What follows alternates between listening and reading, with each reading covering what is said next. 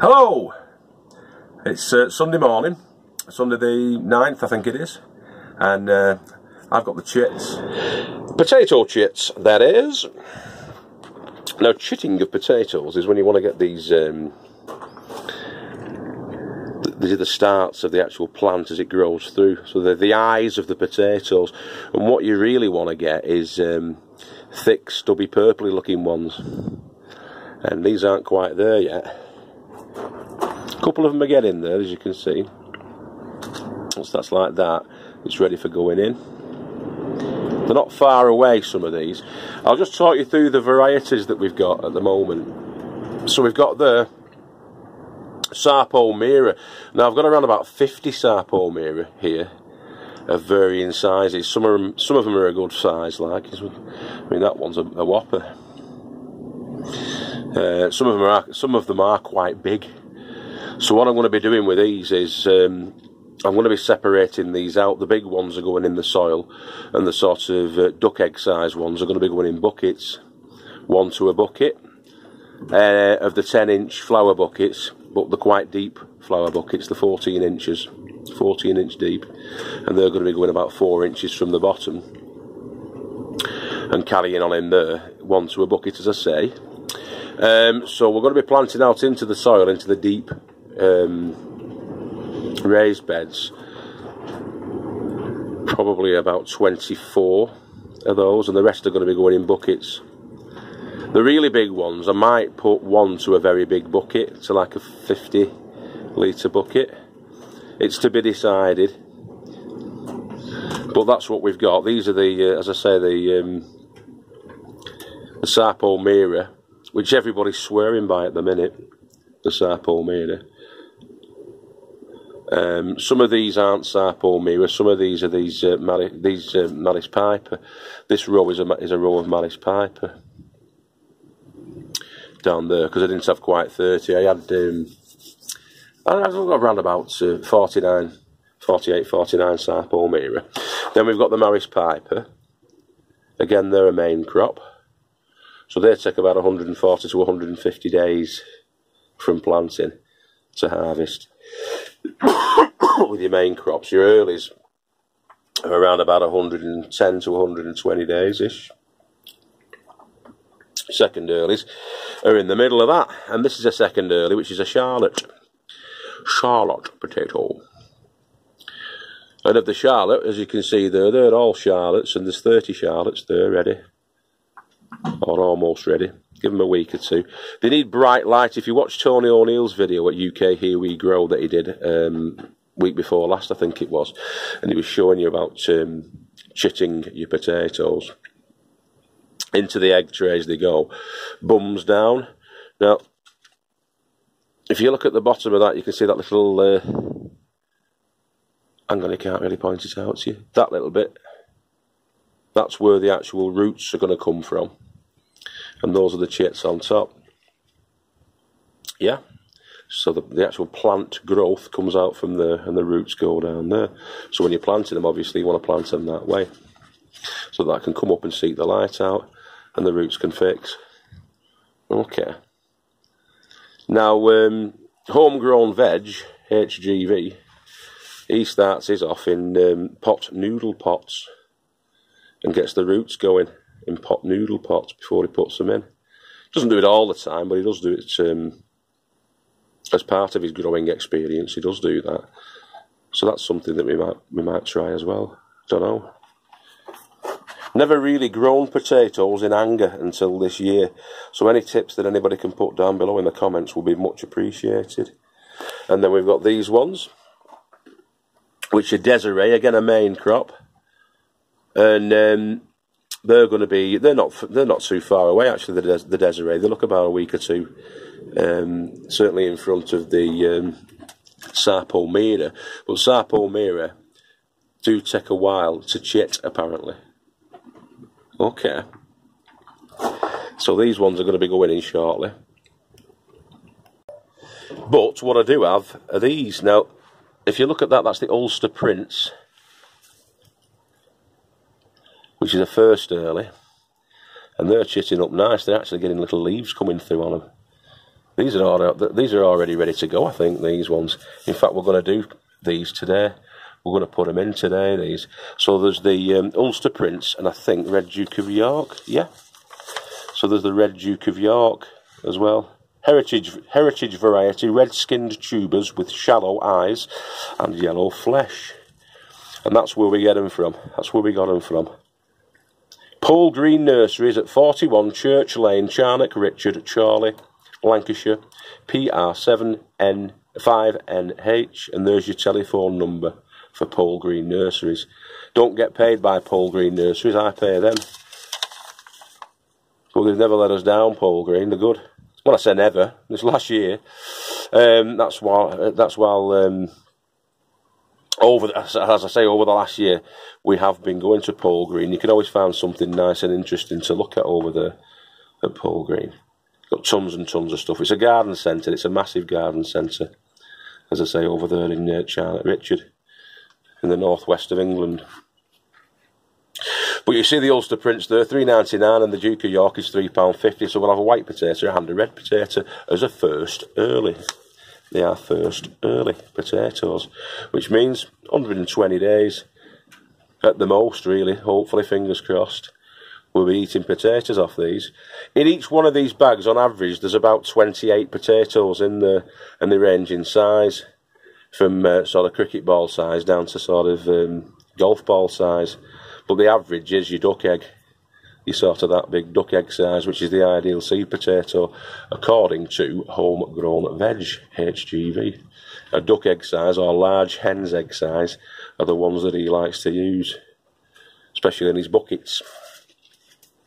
So we're going to be having a bit of an experimentation today, and we're going to see if we can use Grow More, chicken poo, and bloodfish and bone as a comparison. And I'll show you the growing medium that I'm going to use. I'm going to add a cupful of each of those ingredients into each bucket, and we'll have a shootout. We'll have a potato shootout today. Alright, it's been so windy this last couple of days that up at the top, Huey's daughter's plot, there was an aluminium shed, quite a big one, like about a, I don't know, 12 by 10 or something like that, shed, which he did stake down last year, has lifted up, blown over the fence and landed on one of the other guy's plots. Now luckily it's not hit any glass or anything on the way over, but we've just been up there now and it was blowing an absolute gale. It's all stopped now, it's dead calm now, but it was blowing heavily, very, very strong winds. Lifted that shed in its entirety and dumped it on its roof next door, over the fence, landed on its roof. And it was getting buffeted about, it was all kinds of shapes, it was twisted to buggery. Twisted to buggery. Where do these terms come from? Anyway, it was all twisted and that, and but it was in danger of blowing elsewhere. And there was lots of greenhouses nearby, so what we've done is myself and Mick and about 4 or 5 of the other people that were on the plots today, the guys have been up there and dismantled it, took it to pieces and stored it away again safely. I think it's knackered now though, because it's with all the frames were twisted. We've lost half of the screws. We just had to get it down and get it stored away safe. But as we were doing it, you know, the guys were getting buffeted about. It was in danger of whacking people in the face, and it was a right job to get it down because it was upturned like a turtle on its back. You know, it was on its roof, and so anyway, yeah, we took it down. It took us about an hour to get it down though because of all the wind, and there was hundreds of screws in it as well. But yeah, it was a bit of an exciting morning really, and but yeah, so we're going to try and make sure, because there's even stronger winds that are due down here tomorrow and the rest of today. We're going to try and make sure that everything that is securable, that can be blown about, is secured, fastened down, stored away, and all of that. Yeah, the shed, completely. An aluminium shed lifted completely and dumped next door on its head. Meanwhile, in the tiki hut, we are as safe as houses. This is less a shed, really, than a little house. You know the Kirsten Dirkston, I think her name is. She's on YouTube and she does little houses, small houses. The tiki hut's more like that. It's solid as a rock. You know, pat myself on the head for that. Absolutely rock solid. It can be blowing a gale outside and you don't feel a thing in here. You're safe as houses, literally. You watch next time I come down, all the windows will be smashed out, I can guarantee it. Anyway, so on with the buckets. We're going to be doing the spuds. So as I say, we've got the Red Duke of York, and we've also got those Ulster prints, yeah, the white potatoes.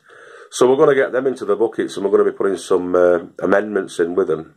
We're going to half fill them, so we're just covering up the potatoes by a couple of inches. The potatoes are going to go in, as you'll see in a minute, about 4 inches from the bottom.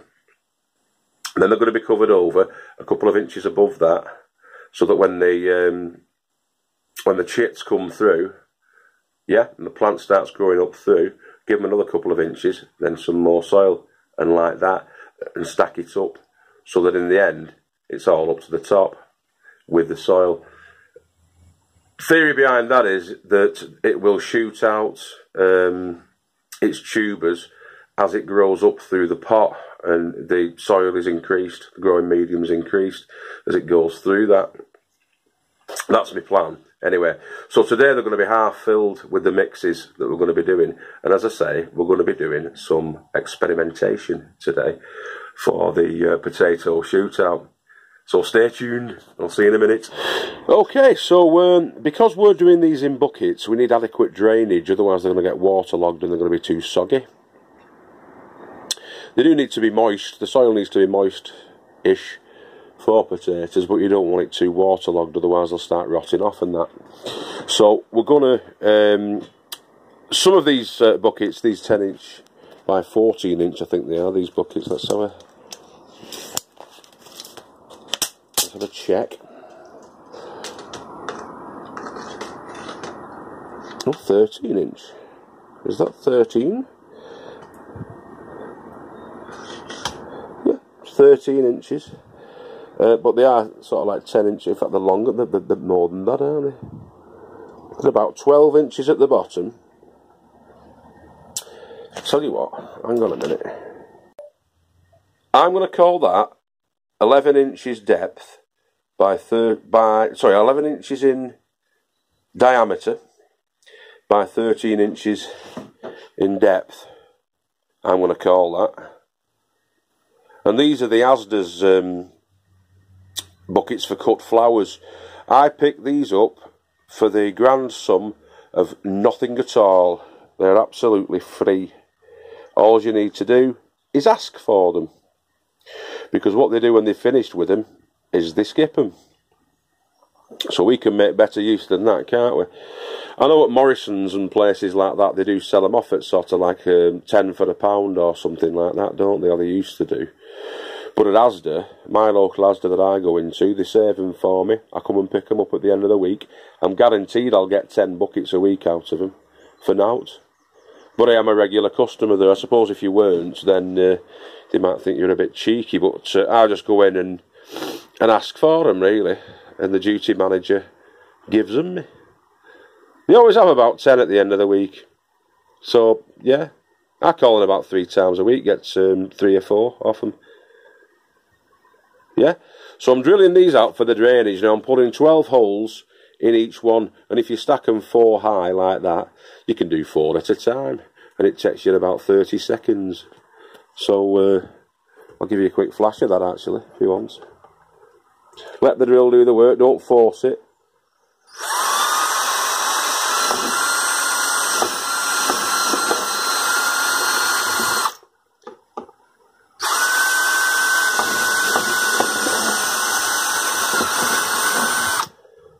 And like that, it's easier with 2 hands, so I'm going to do it with 2 hands now.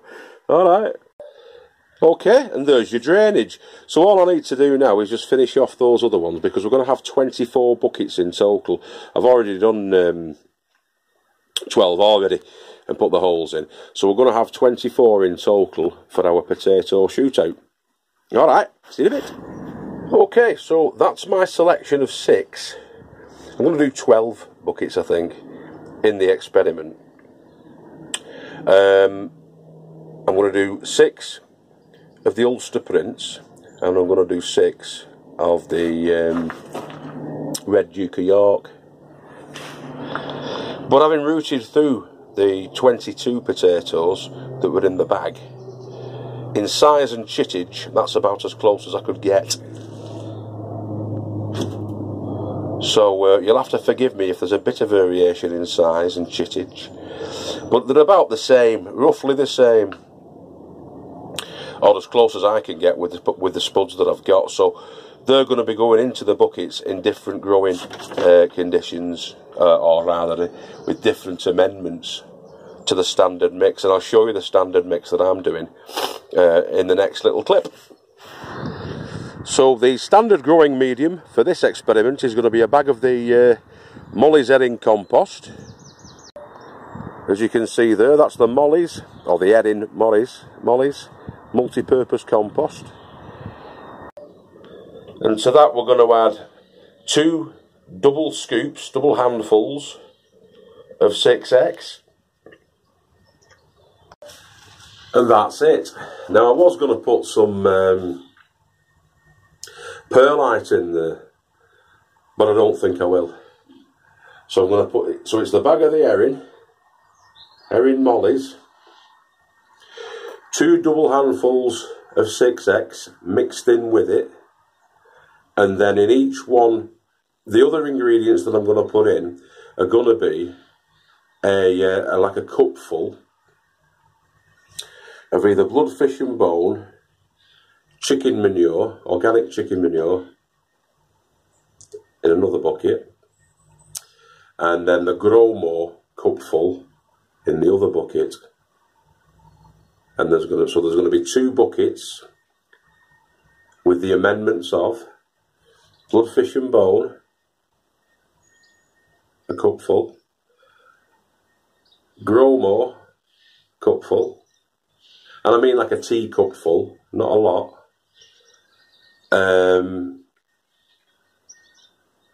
Not a teacupful, like a mugful, a standard cupful. Bloodfish and bone, the Grow More from Asda, cheap Grow More, I think it was £2 for a big pack. And then the last one will be a chicken manure. Chicken manure, bloodfish and bone, and Grow More is what we're going to be doing. So there'll be 2 buckets of each, and we'll see how we get on. And the only variation in that is slight variation in the size of the potatoes, but we'll see what happens. I just want to do it. I like them. I like watching those potato shootout videos that HGV does, homegrown veg. They're brilliant. Watch them. He could do it probably miles better than I'm going to be doing it now, but I'm just giving it a whirl. Like, why not? Give it a try. And we're going to be doing the Red Duke of York, and we're going to be doing the Ulster Prince. So first of all, I'm going to be doing the Ulster Prince. Alright, so I'll mix these together now. The basic ingredients, which is the Erin Molly's and your double handfuls of 6X. And we'll see how we get on with that. Alright, it's as scientific as I get this. Okay. Right, so I've just spoken to the king of the sheds himself, Tony O'Neill, as regards to the 6X and also to the perlite. He did the perlite last year when he was going for his world's biggest potato challenge. It was a waste of time. Got poor yields. So I'll take advice from the Shed King any day of the week. Thank you very much, Tony O'Neill, for that.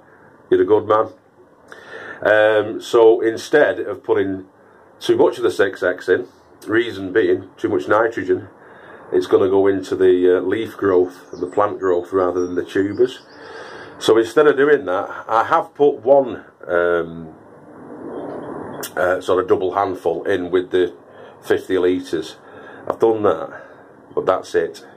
I'm not going to put any more in than that, because as he says, we're going to get a lot of growth on the leaves and the stems and all the rest of it. The plant itself will be lush, but the tubers not so much. So we're going to do that.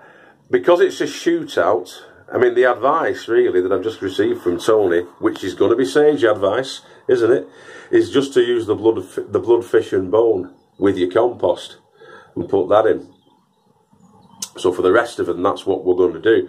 But just out of curiosity, really, like HGV did, I am going to do the grow more, the chicken manure, and the chicken manure pellets, which again is nitrogen. It's about 22% nitrogen. So you'll see the reasons why. We'll see the results, won't we? We will see the results for ourselves when it's done. So yeah, the chicken manure, the grow more, and the blood fish and bone, as advised by Mr. O'Neill.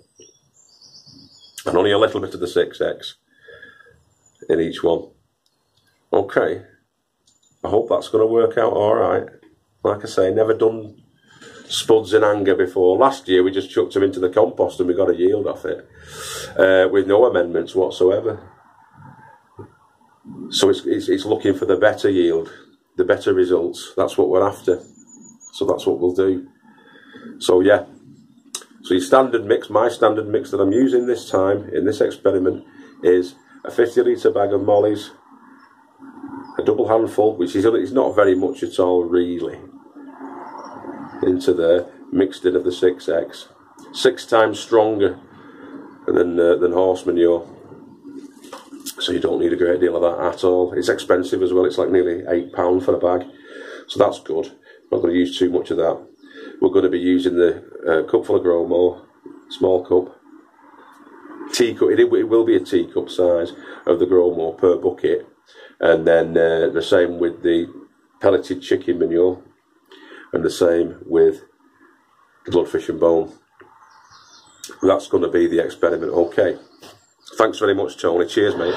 Okay, so now, because I was a fool and I'd already put 2 handfuls or 2 double handfuls in with the 50 litres, I've split it down and put now 100 litres and mixed it all together so that it's essentially got 1 double handful for each 50 litres. So 1 double handful of the 6X for the 50 litres. Okay. So that'll only work out, I'm guessing, it's around about a litre per 50, so, or just over, well, yeah, about a litre per 50, which isn't much, is it? That shouldn't be too detrimental, we're hoping. We should get an even result from that. Alright, let's get the buckets. Okay, so we're going to get cracking. We've got the grow more in that one, the Asda's own grow more. In the next one, we've got the organic chicken manure. And then in the last one, we've got the fish blood and bone.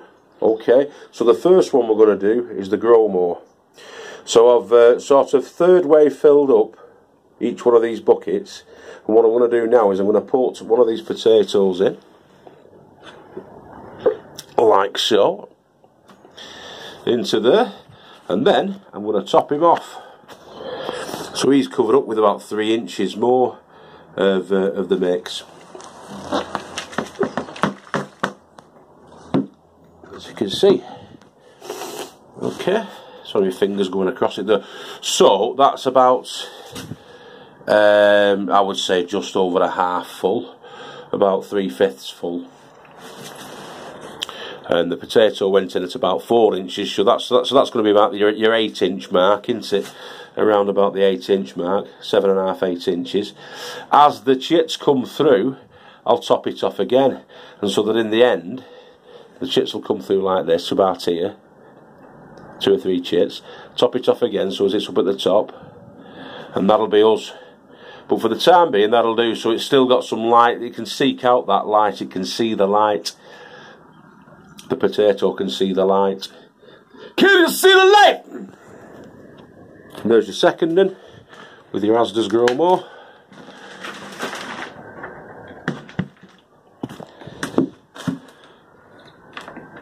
And easy. Yeah. What I'm doing, because I've not got a cup, is I'm putting 2 handfuls, 2 scoops in. So 1 scoop in one bucket, 1 scoop in the other bucket, so it's like 2 handfuls, if you like. And my hands are not going to change size, are they? So there's not going to be too much variation, I hope, in that. So there's your first 2. So we'll put these first 2, which is your grow more ones, over here. So we know they're the grow more. Okay. Next up, we've got the chicken poo.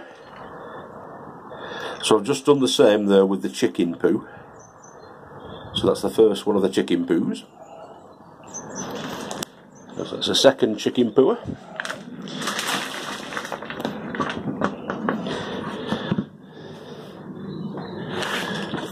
It's gone on the bloody floor there, look.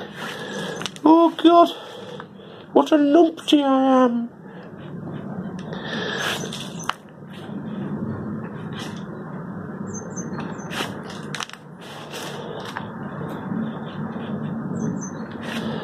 May need to stick some more in there because it's only half and half, isn't it?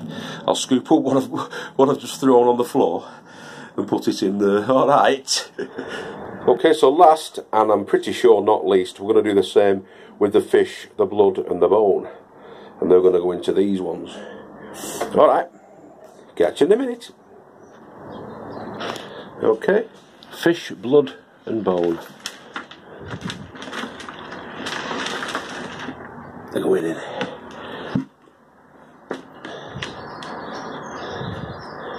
Okay. So I'll just do the last one now, so you'll have to remember that that's the grow more, the chicken manure, the fish, blood and bone. Okie dokie. Okay, so there's our Red Duke of York, all ready to go in. Exact same procedure with these ones, only I'm going to save myself some money. I'm not going to use the 6X in the buckets. Doesn't really need it, I don't think. Tony O'Neill says you don't need it. And that's good enough for me, Mr. O. So, first of the grow more.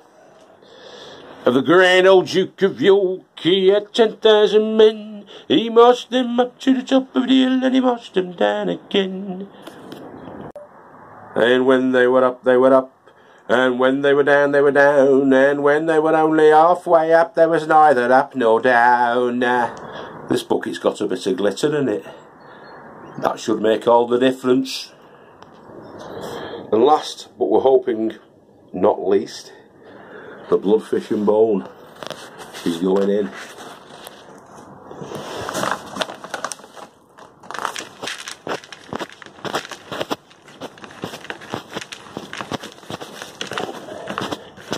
We will mix in.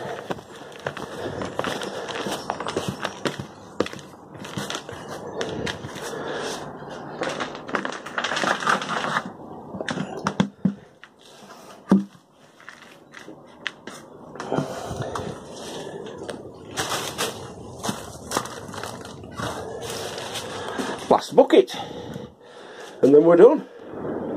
And there they are, all in and all labelled up correctly.